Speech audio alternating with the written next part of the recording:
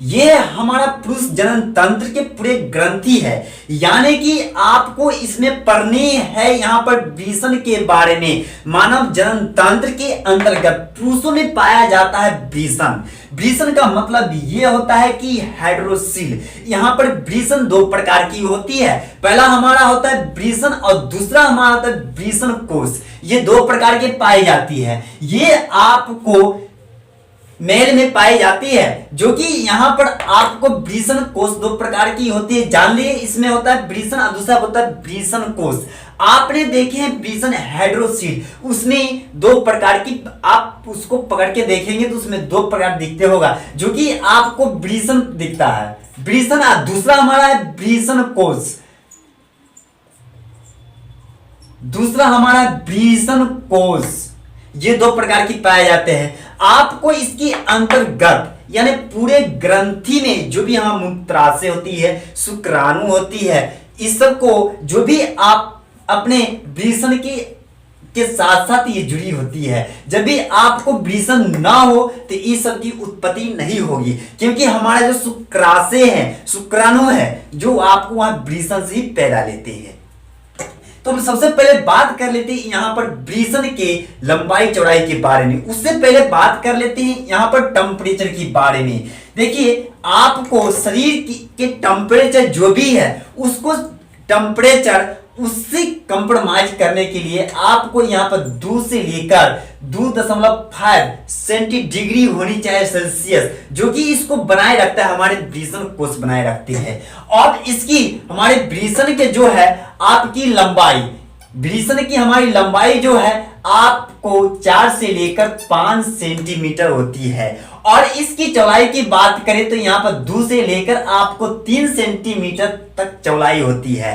तो यहाँ पर आपने जाने वृषण कोश की लंबाई और चौड़ाई और इसके डिग्री सेल्सियस के बारे में जाने हैं। आप बात कर लेते हैं यहाँ पर कि ये कैसे काम किस तरीके से करती है। यहाँ पर वृषण कोश जो है, आपको यहाँ पर सबसे पहले यहाँ पर है मूत्र वाहिनी। यहाँ पर आपको ये नालिकाएं दिखती है, वो यहाँ से लेकर यहाँ तक आपको मूत्र वाहिनी में ही लेते हैं। यहाँ पर से चालू होती है नालिकाएं और यहाँ पर अलग अलग भाग में बांटा गया है, जो कि आपको यहाँ पर तीर की निशान देकर लिख दिए है कि अस्थायी शुक्रवाहिनी है, मूत्राशय है, मूत्र वाहिनी है। और यहाँ पर जो हमारे यहाँ पर ये भाग जो दिखती है, ये सब आपको ये जितनी भाग दिख रहा है वो हमारे मलाशय है। यानी जब भी आप खाते पीते हैं, उसकी मलाशय जो निकलती है हमारे शरीर से अंदर, वही का ये रास्ता ये दिख रहा है। यहाँ पर मलाशय हमको यहाँ पर पूरा इकट्ठा होते हैं, उसके बाद गुदाशय से होकर आपको यहाँ तक कि बाहर निकल जाती है। उसके बाद आपको यहीं से स्टार्ट होता है मूत्राशय की ओर। यहाँ से जब मूत्राशय की रास्ता यहीं से खुलती है, आपको शुक्रवाहिनी की रास्ता यहीं से खुलती है, उसके बाद वृषण की रास्ता भी यहीं से खुलती है। देखिए यहाँ पर अलग अलग दिख रहा है कि यहाँ पर आपको है गंध मूत्राशय, यानी जब भी आप यहां से गंध मूत्राशय जो निकलते हैं, आपको रास्ता यहीं से जुड़ते हैं। उसके बाद आपको मूत्र मार्ग भी आपको ईसर होते हुए यहां पर निकल जाती है। उसके बाद शीर्षण लिंग बाहर में आ जाते हैं। उसके बाद वृषण कोश आपको यहां पर लिंग शीर्षण जो है, इसके अंतर्गत आपने पुरुषों में देखे होंगे कि यहाँ पर लिंग जो है उसके साथ साथ आपको वृषण है, जो कि आपको पता है वृषण और वृषण कोश के बारे में। तो यहाँ पर आपको शुक्रवाहिनी का रास्ता यहीं से जुड़ती है। चलिए अब बारी बारी से बात कर लेती, इस फिगर में समझते हैं। ये फिगर में आपने देख रहे हैं कि यहाँ पर जो हमारी भाग है यहाँ पर का, वो हमारे मूत्राशय का भाग है, जो कि यहाँ पर पूरा जितना मूत्राशय शरीर का जो भी पूरा कचरा होती है यहाँ पर आकर अटकती है, जिसके दौरान आपको यहाँ पर उसकी रास्ताएं खुल जाती है।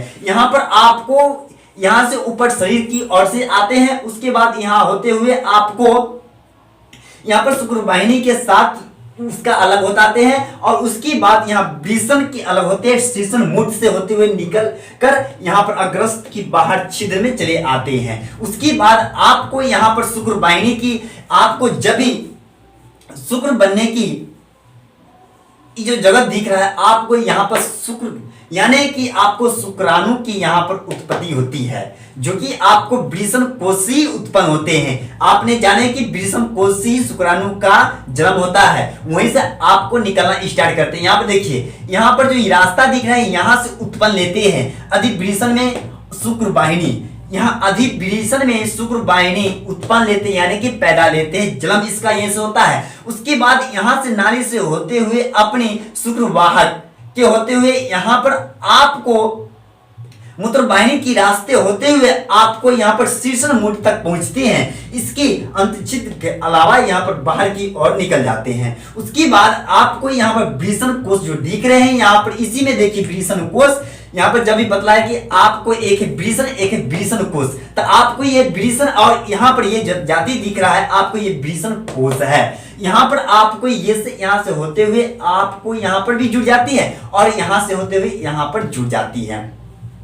तो यहाँ पर आपको जो वृषण कोश जो दिख रहा है, आपको यहाँ पर दो प्रकार की वृषण कोश, यहाँ पर आपको एक वृषण कोश है जो आपको ये जन्म देती है शुक्राणुओं को, ये आपको कहलाती है नर जन्म कोशिकाएं कहलाती है, नर जन्म कोशिकाएं कहलाती है, जो कि आपको वृषण कोश के अंतर्गत आती है। दूसरी हमारा जो है वृषण, ये हमारा शुक्राणुओं का जो पैदा करते उसको भोजन ये पुराते वृषण, हमारे जो भोजन पुराते शुक्राणुओं का, उसका काम है वृषण का भोजन पुराना, यानी शुक्राणु को भोजन पुराता है वृषण।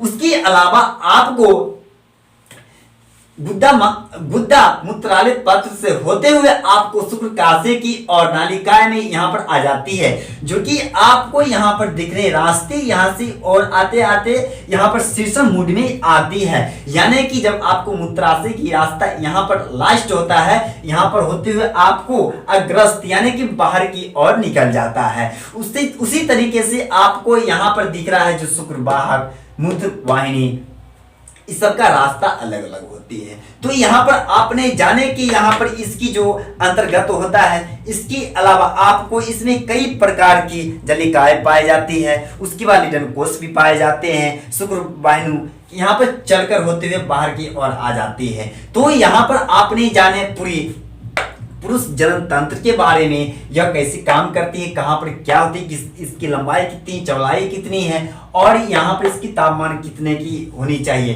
तापमान की यहाँ पर 2 से लेकर 2.5 डिग्री सेल्सियस तक होते हैं इसके अंतर्गत, जो कि उस पर उत्पन्न करने में मदद मिलती है।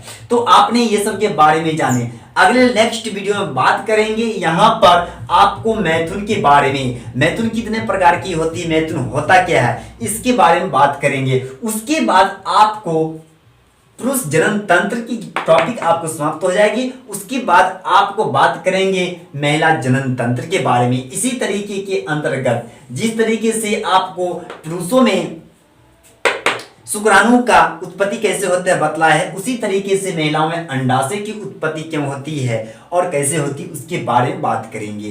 तो हम चलिए फिर मिलते हैं इसी तरीके के वीडियो के साथ। तब तक के लिए thank you, best of luck.